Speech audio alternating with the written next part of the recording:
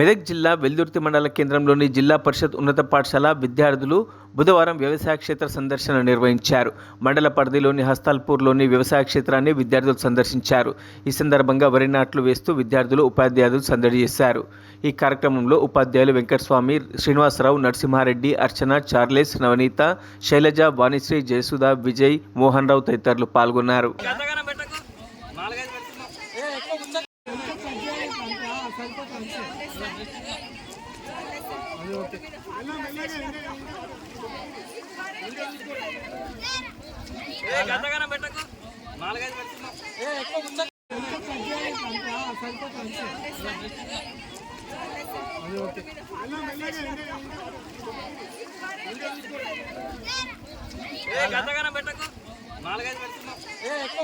మరిన్ని అప్డేట్స్ కోసం మా ఛానల్ని సబ్స్క్రైబ్ చేయండి.